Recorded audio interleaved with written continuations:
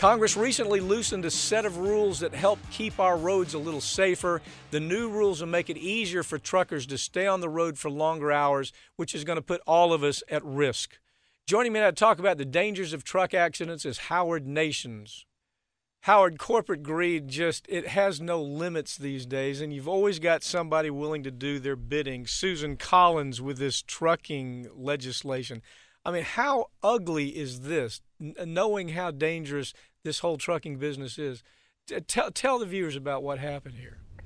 Well, first of all, how dangerous is it? There are 4,000 deaths per year related to 18-wheelers, and driver fatigue is one of the leading factors.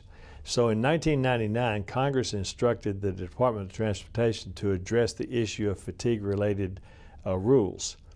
This prompted 12 years, if you can believe this, it prompted 12 years of litigation trying to pass safety rules.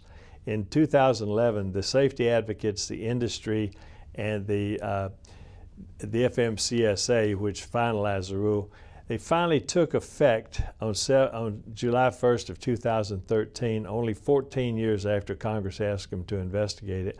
In August, the Court of Appeals in D.C. upheld the rules and said, we hope this puts an end to this permanent warfare in this industry about safety rules.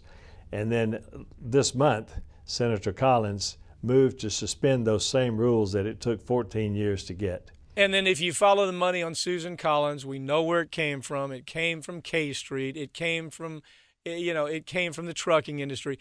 This is another one of those stories that tells you if we don't get money out of politics, virtually everything ugly that happens in this country, if you follow the money, it is a Susan Collins type that gets money from somebody to do the horrendous thing. Now, for David Dayen, the New Republic, did a great article on this, and I know you have incredible insight because you are president of the Trucking Association, the litigation arm for attorneys throughout the country.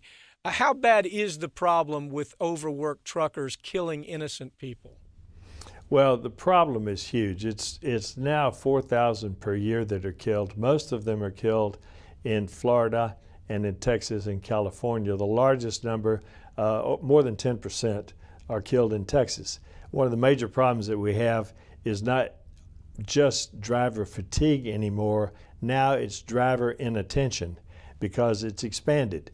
Drivers now are not only having problem with staying awake because they're driving so many hours, but now you also have cell phones, you have drivers texting, you have drivers popping pills, and they're doing everything they can to stay awake as long as they can and drive as many miles as they can because that's how they get paid. And typically they're driving anywhere between 80 to 90 hours a week. I mean, just imagine you jumping into your car and driving 90 hours every single week, by the way, without a break. Now, you compare this to what they're doing in Europe. Europe, you are not a trucker is not allowed to drive more than 56 hours. And then after the 56 hours, it's mandatory that he have 14 hours downtime so he can recover. And they're still getting their freight all over Europe's expansive area. No, but nobody gets killed at the rate that we're killing innocent Americans with this trucking law. I mean, you see the distinction here, don't you?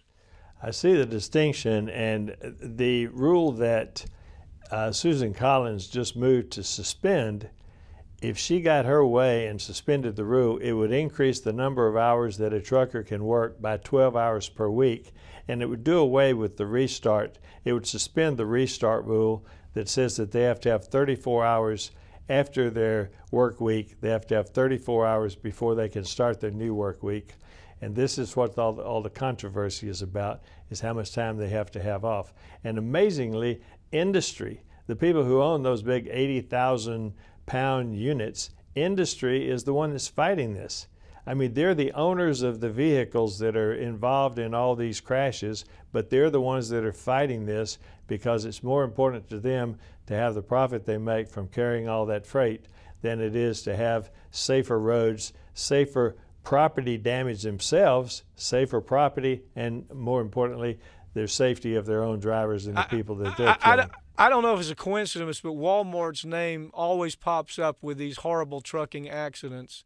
And one thing is Walmart. I know there's other companies, but if as I look at the data here, I almost want to say if I see a Walmart truck pull off the road and let them go their way. I mean, it's just accident after accident. And you have Walmart fighting this idea, fighting tooth and nail to make it safe. Not, hell with their company. I'm talking about making it safe for the innocent driver out there. They were caught falsifying records, actually taking logbooks and falsifying records to get around the Department of Transportation that says you can drive 14 hours. You can have a driver up for 14 hours with only 11 hours driving, and then they have to take a 10-hour break. Well, they started falsifying that, and we started this barrage of crashes. Well, let me give you my background on this, Mike. I've been handling trucking cases for 48 years.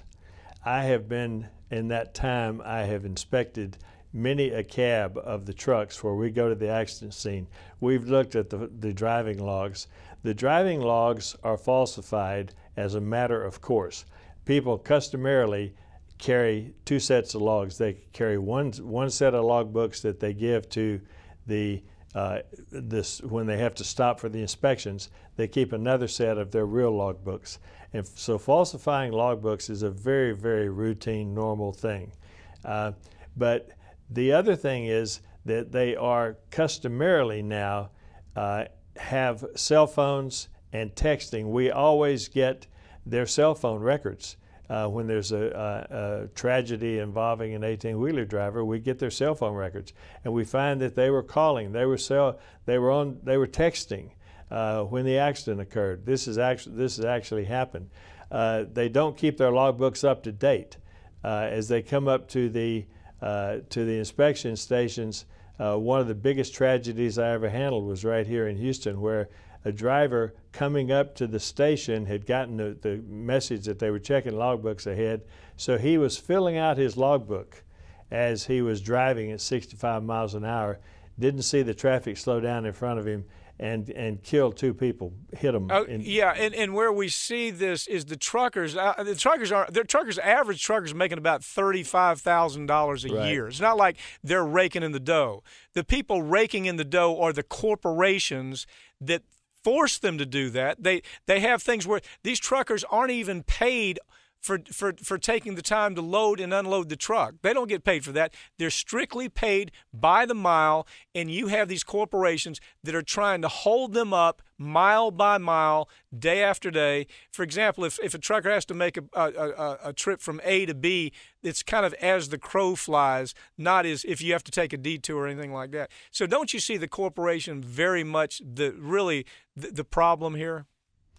Yes, the corporation, and we always look to the corporations in looking for liability, because we find that the corporations take huge measures to force these drivers to get on the roads and stay on the roads longer and to make deliveries faster. They set deadlines. You have a lot of the commerce today is like Amazon and people who are promising deadlines. They're giving shorter and shorter deadlines. And the result of that is that you have 33,000 truck wrecks a year. Imagine that, 33,000 truck wrecks a year with 4,000 deaths. And where it comes to large trucks, that's even bigger than that. It's 300,000 large truck crashes per year. That's in other words, the number is staggering. I mean, David Dayen's report talks about here in 2012 there were 330,000 truck accidents that year, and he devoted it to the very same things you're talking about. Howard Nations, thank you for joining me, okay?